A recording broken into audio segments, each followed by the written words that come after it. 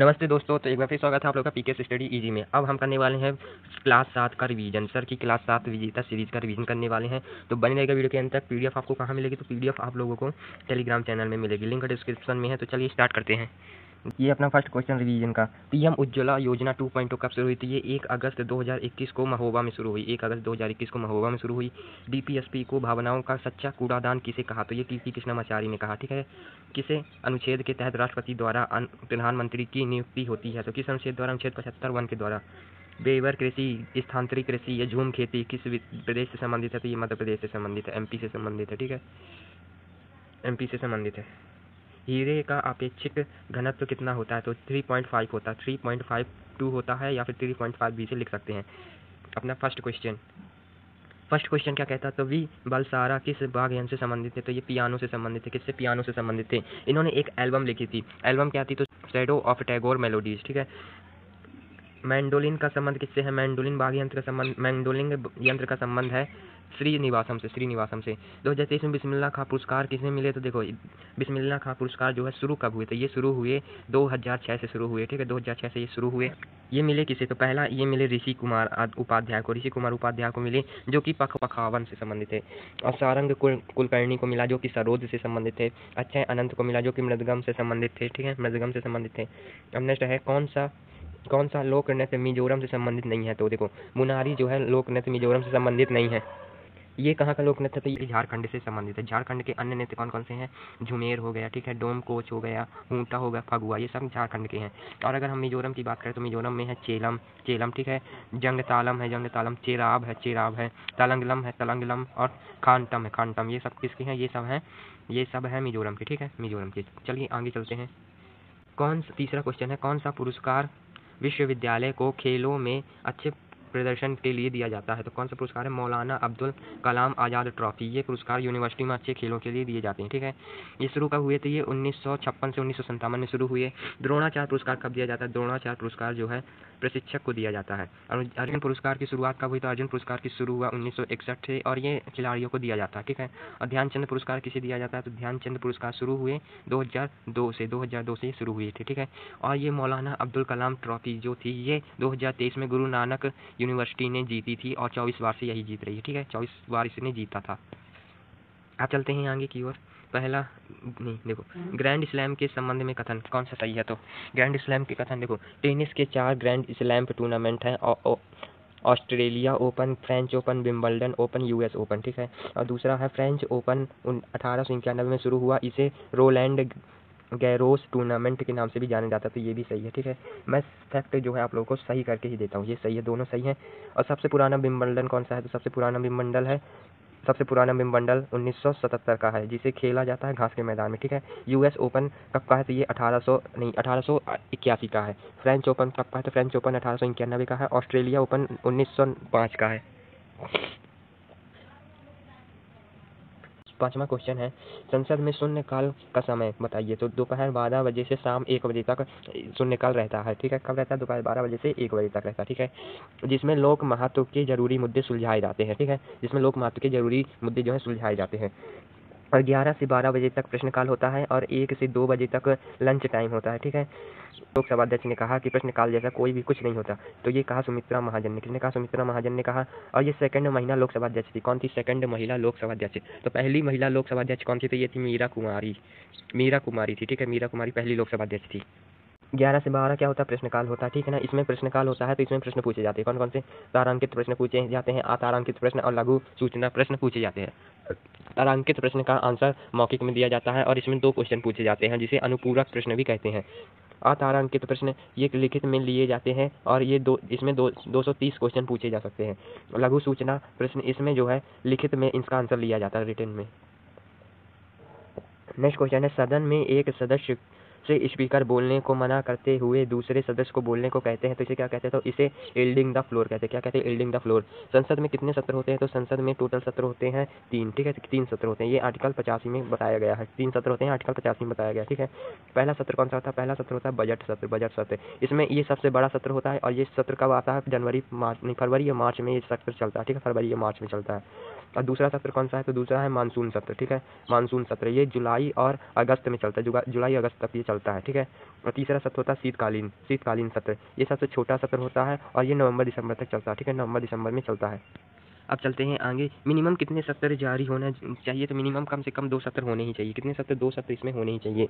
राष्ट्रपति अध्यादेश, अगर ये सत्र चल रहे हैं और कोई भी आदेश लाना है तो कैसे लाया जाएगा, तो राष्ट्रपति क्या करेंगे, आदेश जारी करेंगे, अध्यादेश जारी करेंगे, ठीक ना, अध्यादेश जारी करेंगे। ये किस आर्टिकल के तहत जारी करेंगे, तो ये जारी करेंगे आर्टिकल 123 के तहत, आर्टिकल 123 के तहत जारी करेंगे। और ये अध्यादेश कब तक लगा रहेगा, तो ये अध्यादेश 6 महीने 6 वीक तक लगा रहेगा, 6 महीने 6 मंथ और 6 वीक तक लगा रहेगा, ठीक है। अब स्थगन किसे कहते हैं, तो स्थगन सत्र को आगे कर देने को स्थगन कहते हैं। सत्र को आगे कर देने को, जरूरी मीटिंग के कारण या फिर जरूरी कुछ हो तो उस सत्र जो है आगे कर दिया जाता है, उसको टाल दिया जाता है, तो ये स्थगन कहलाता है। सत्रावासन क्या कहलाता है, राष्ट्रपति को अधिकार है कि वो सत्रावासन कर सकता है, राष्ट्रपति को ही अधिकार हो सत्रावासन कर सकता है। सत्रावासन होगा किसका, तो ये होगा लोकसभा का सत्रावासन होगा, किसका, लोकसभा का। और ये आर्टिकल 85 के सेक्शन 2 में बताया गया है, ठीक है ना, सेक्शन 2 में, आर्टिकल 85 के सेक्शन 2 में बताया गया है। विघटन क्या है, तो विघटन होता है लोकसभा का, ठीक है, लोकसभा का विघटन होता है, राज्यसभा का विघटन नहीं होता, क्योंकि लोकसभा अस्थायी समिति होती है और राज्यसभा स्थायी समिति होती है, इसलिए इसका विघटन होता है, इसका विघटन नहीं होता, ठीक है। लोकसभा और राज्यसभा में गण पूर्ति के लिए सदस्य चाहिए तो 1/2 सदस्य चाहिए, ठीक है। और ये बात किस में कही गई, तो आर्टिकल 100 के सेक्शन 3 में कही गई, सेक्शन 3 में कही गई है, ठीक है, आर्टिकल 100 के सेक्शन 3 में कही गई है। तो चलिए अब चलते हैं आगे, तो आर्टिकल 101 क्या कहता है, देखते हैं। आर्टिकल 101 क्या कहता है, तो यदि एक व्यक्ति लोकसभा में चुना है, मतलब एक व्यक्ति लोकसभा में और राज्यसभा में दोनों में चुनने जाते हैं, पर एक सदन चुनना होगा, लेकिन उनको एक सदन से चुनना होगा। मतलब यदि कोई व्यक्ति लोकसभा में भी चयनित हो जाता है और राज्यसभा में, तो उसको किसी एक सदन में, इस एक सदन को चुनना पड़ेगा, लोकसभा या फिर राज्यसभा। ये कितने दिन का उन्हें टाइम दिया जाता है चुनने के लिए, तो ये 10 दिन का टाइम उन्हें दिया जाता है कि वह किस में रहना चाहते हैं, लोकसभा में कि राज्यसभा में। पहले अगर राज्यसभा का सदस्य था, फिर लोकसभा नहीं राज्यसभा का सदस्य बना, तो पहले वाला पद छोड़ना होगा, ठीक है। यदि देखो, यदि वह किसका सदस्य है, लोकसभा का सदस्य, ठीक है, और फिर वह राज्यसभा में भी चयनित हो जाता है, तो उसे जो है लोकसभा को छोड़ना होगा, ठीक है, लोकसभा को छोड़ना होगा, ठीक है, लोकसभा को छोड़ना होगा। अब बात करते हैं सदस्यों की उम्र की, तो ये आर्टिकल कितने में, आर्टिकल 184 में बताया गया है इसकी उम्रें। जैसे कि लोकसभा के लिए कितनी उम्र, 25 ईयर चाहिए, 25 साल की, और विधान परिषद के लिए भी इतनी चाहिए। राज्यसभा के लिए कितनी चाहिए, 30 वर्ष की चाहिए, और विधान परिषद के लिए भी 30 वर्ष की चाहिए। आर्टिकल 184 जैसे कि मैंने आपको बता ही दिया। अब नेक्स्ट चलते हैं अपन, लोक प्रतिनिधित्व अधिनियम एक्ट कब आया, तो ये आया 1951 में आया। संसद सदस्य की रिक्ति को बताता है, ये किसकी बताता है, संसद सदस्यों की रिक्ति को बताता है, ठीक है, संसद में अगर कहीं भी रिक्त होगी तो ये बताता है। 7वां क्वेश्चन, निम्न में से कौन सी शक्तियाँ लोकसभा को राज्यसभा की तुलना में अनन्य रूप से प्राप्त होती हैं, तो अनन्य रूप से प्राप्त होती है कौन कौन सी, तो देखो, पहली शक्ति होती है धन वित्त विधेयक केवल लोकसभा में प्रस्तुत किया जा सकता है, ठीक है ना, ये सही है। और दूसरी शक्ति होती है धन विधेयक निरस्तीकरण अथवा संशोधन के संबंध में ये भी इसको प्राप्त है, ठीक है। मंत्रिपरिषद के उत्तरदायित्व के संबंध में ये भी इसको प्राप्त है, ठीक है। और अखिल भारतीय सेवाओं में सृजन के संबंध में, तो ये गलत है, ये राज्यसभा को प्राप्त है, किसको प्राप्त है, ये राज्यसभा को प्राप्त है। तो ये कौन सा गलत होगा, ये वाला गलत हो गया, चौथा वाला अपना। तो चलिए आगे चलते हैं। प्रश्न 8वां, भारतीय संसद के दोनों सदनों की संयुक्त बैठक किस संबंध में होती है, तो साधारण विधेयक के संबंध में होती है। और संयुक्त बैठक का प्रावधान किस आर्टिकल में है, तो ये है आर्टिकल 108, मतलब कि 108 संविधान अनुच्छेद। संविधान संशोधन विधेयक किस आर्टिकल में, तो आर्टिकल 368 में, आर्टिकल 368 में, ठीक है। वित्त विधेयक किसमें, तो वित्त विधेयक है आर्टिकल 170 के ए और सी दोनों में है। संयुक्त बैठक कितनी बार बुलाई गई है वर्तमान में, मतलब कि अभी तक कितनी बैठक बुलाई गई है संयुक्त बैठक की, तो 3 बैठक बुलाई गई। कब कब देखो, पहली बुलाई गई है 1960 में, कब बुलाई गई, 1960 में बुलाई गई है दहेज प्रतिषेध अधिनियम के लिए, काय के लिए, दहेज प्रतिषेध अधिनियम के लिए। और दूसरी 1977 में बुलाई गई है बैंकिंग सेवा आयोग के लिए, किसके लिए, बैंकिंग सेवा आयोग के लिए। और तीसरी 2002 में बुलाई गई है आतंकवाद निवारण के लिए, ठीक है, आतंकवाद निवारण के लिए बुलाई गई है। 9वां क्वेश्चन, कौन सा भारत में संघ राज्य संबंध से संबंधित नहीं है, तो कौन सा नहीं है, तो इंद्रजीत गुप्ता समिति संबंधित नहीं है। और ये कब आई, तो 1998 में आई, चुनाव सुधार के लिए आई थी, ठीक है। दिनेश गोस्वामी कमेटी ये 1990 में आई थी। चुनाव आयोग में 3 सदस्य किए गए इसके तहत। संघ राज्य संबंध में संविधान के भाग 11 और पार्ट 1 में क्या कहा गया है कि केंद्र और राज्य के बीच विधायी संबंध को बताया गया, केंद्र और राज्यों के बीच विधायी संबंध को बताया गया है। ये आर्टिकल कितने में, आर्टिकल 245 से 255 में है, ठीक है।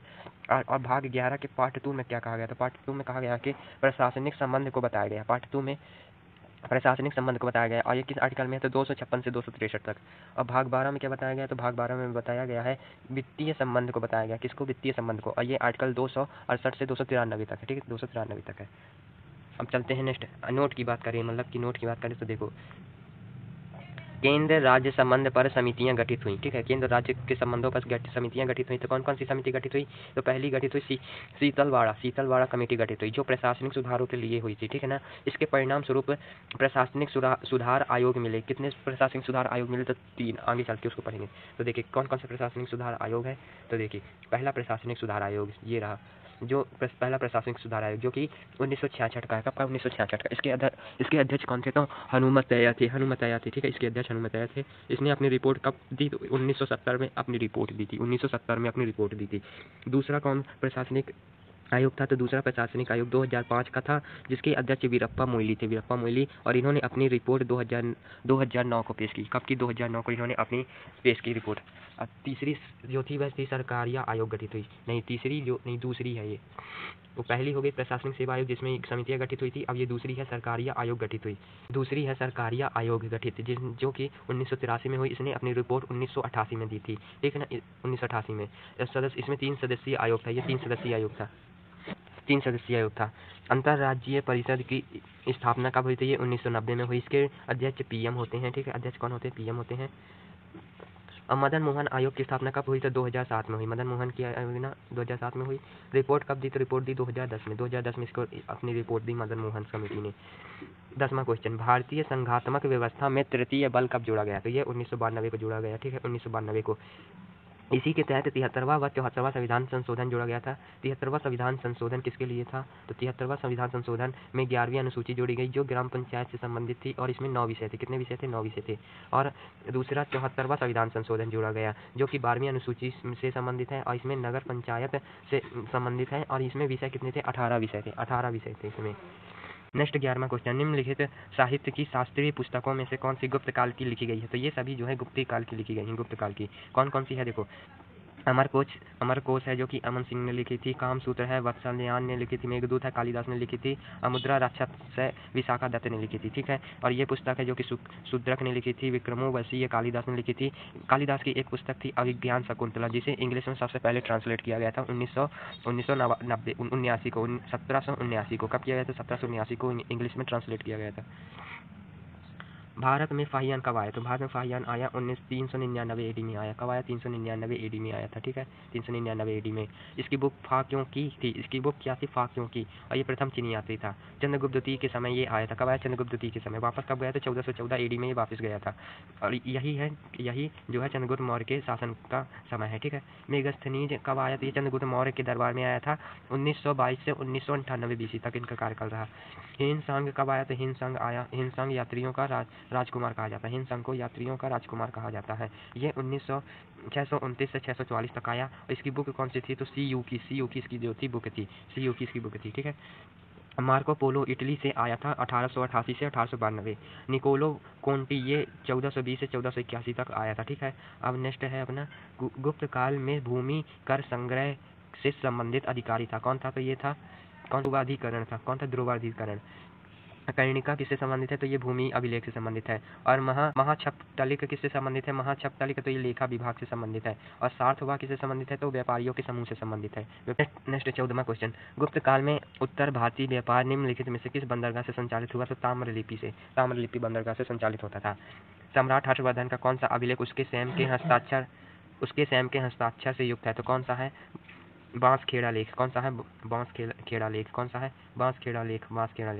इसके लिए परम सौगात उपाधि मिली। इसके लिए इन्हें जो है परम सौगात उपाधि मिली थी। ठीक है, हर्षवर्धन सिक्के की भाषा थी इससे पार्वती थे। दरबारी कवि बाणभट्ट थे। 16वां, सम्राट हर्षवर्धन ने 2 महान धार्मिक सम्मेलन का आयोजन किया था। कहाँ किया था? तो कन्नौज और प्रयाग में किया था। कन्नौज और प्रयाग में। और यहाँ पर महायान के प्रचार के लिए किया था। किसके लिए? महायान के प्रचार के लिए। मैत्रक वंश के ध्रुवसेन द्वितीय शामिल हुए थे इसमें। मैत्रक वंश के ध्रुवसेन द्वितीय शामिल हुए थे। मैत्रक वंश किससे संबंधित है? तो ये मैत्रक वंश की राजधानी क्या है? तो वल्लभी है। और मैत्रक वंश का संस्थापक कौन है? तो ये है भट्टार्क जो है इसका संस्थापक है। भट्टार्क इसका संस्थापक है। ग्लोब का संप्रति औसत तापमान है, तो यह 15 डिग्री सेल्सियस है। निम्न महाद्वीपों को उसके क्षेत्रीय आकार के बढ़ते हुए क्रम में लिखिए। तो पहला ऑस्ट्रेलिया हो जाएगा, दूसरा यूरोप हो जाएगा, तीसरा अंटार्कटिका हो जाएगा, चौथा दक्षिण अमेरिका हो जाएगा। ठीक है, दक्षिण अमेरिका हो जाएगा। को हम घटते क्रम में लिखें। तो एशिया सबसे पहले नंबर पे, दूसरे नंबर पे अफ्रीका, तीसरे नंबर पर नॉर्थ अमेरिका, चौथे नंबर पर साउथ अमेरिका, पाँचवें नंबर पर अंटार्कटिका और छठवें नंबर पर यूरोप आ जाएगा, सातवें नंबर पर ऑस्ट्रेलिया आ जाएगा। जनसंख्या के घटते क्रम में लिखें तो देखो, सबसे एशिया सबसे पहले आ जाएगा और अफ्रीका दूसरे नंबर पर, यूरोप तीसरे नंबर पर, नॉर्थ अमेरिका चौथे नंबर पर और पाँचवें नंबर पर साउथ अमेरिका आ जाएगा। क्या आ जाएगा? साउथ अमेरिका पाँचवें नंबर पर, ऑस्ट्रेलिया छठवें नंबर पर।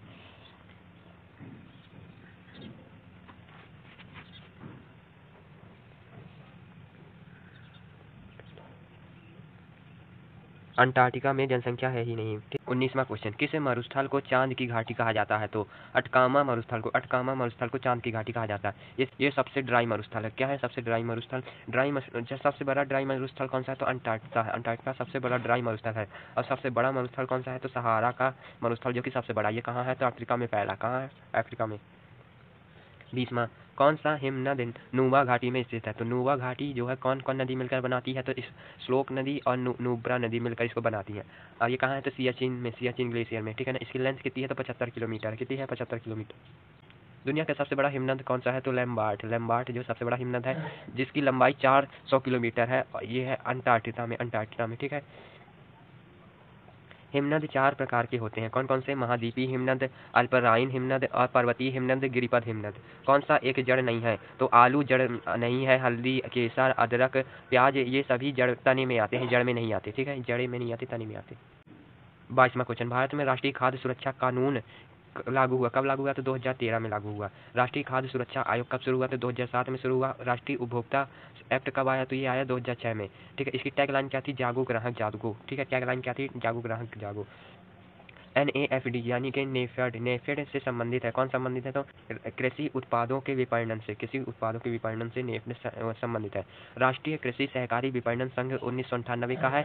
इसका हेडक्वार्टर कहाँ है? तो नई दिल्ली में है। 4 क्षेत्रीय कार्यालयों से संबंधित है, ठीक है। 24वां क्वेश्चन, भारतीय कृषि की विशेषता है। तो भारतीय कृषि की विशेषता है श्रम अधिशेष, अर्थव्यवस्था और उत्पाद की परंपरागत तकनीक, ठीक है। 25वां क्वेश्चन, आदर्श बेरोजगारी सामान्य पाई जाती है। तो प्राथमिक क्षेत्रों में पाई जाती है। कहाँ? प्राथमिक क्षेत्रों में पाई जाती है, जैसे कृषि, वानिकी, पशुपालन। सबसे ज्यादा जनसंख्या यहीं होती है। 26 क्वेश्चन, कौन सी भौतिक राशि है जो कभी भी ऋणात्मक नहीं हो सकती? तो दूरी जो है कभी भी ऋणात्मक नहीं हो सकती। 27वां क्वेश्चन, किसी प्रक्षेप का प्रक्षेपवक होता है। क्या होता है? परवलयाकार होता है, परवलयाकार।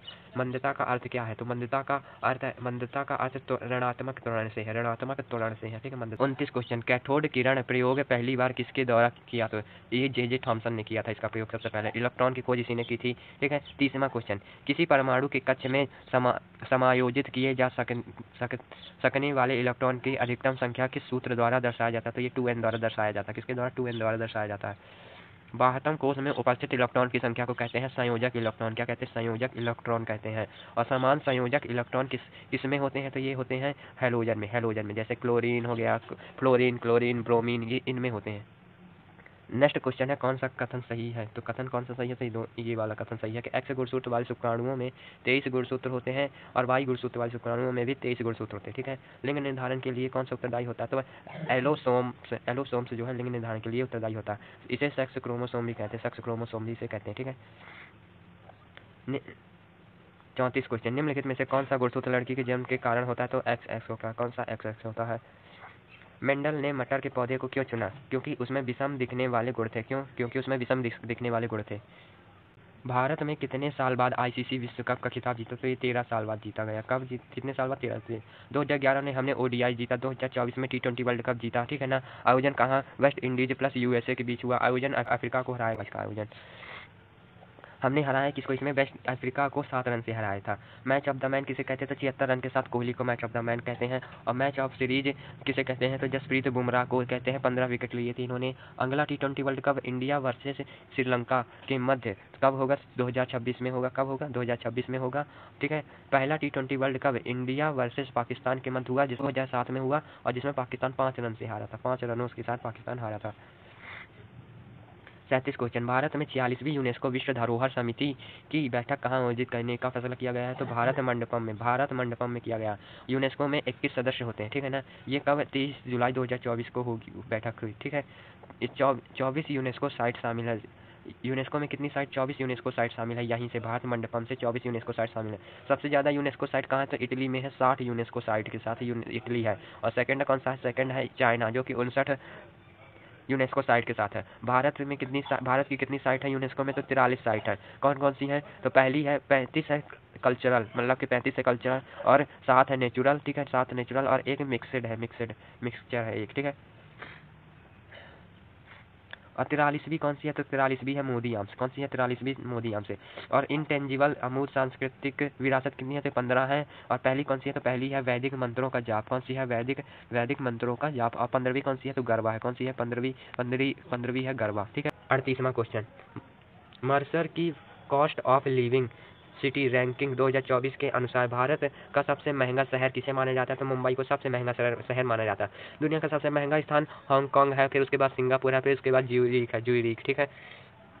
29 क्वेश्चन, किस राज्य में न्यूयॉर्क के टाइम्स स्क्वायर की तर्ज पर टी स्क्वायर बनाए जाने की घोषणा की है? तो ये तेलंगाना ने की है, ठीक है। तेलंगाना के सीएम रेवंत रेड्डी है। तेलंगाना के गवर्नर आप लोगों को कमेंट करके बताना है। लोकसभा सीट कितनी है? इसमें 17 है। 40वां क्वेश्चन, हाल ही में खबरों में रही चिपचिपी मुद्रास्फीति क्या है? तो एक ऐसी घटना जिसमें कीमतें आपूर्ति और मांग में परिवर्तन के अनुसार शीघ्र समायोजित नहीं होती, तो ये कहलाती है चिपचिपी मुद्रास्फीति। और होमवर्क का क्वेश्चन था अपना, होमवर्क का क्वेश्चन था, क्या था होमवर्क का क्वेश्चन? कि केंद्रीय बजट 2024 में कितनी प्राथमिकताएं निर्धारित है? तो कितनी प्राथमिकताएं निर्धारित है? टोटल 9 प्राथमिकताएं निर्धारित है। कितनी? 9 प्राथमिकताएं निर्धारित है, ठीक है। तो फ्रेंड्स इस वीडियो में इतना, मिलते हैं नेक्स्ट वीडियो में।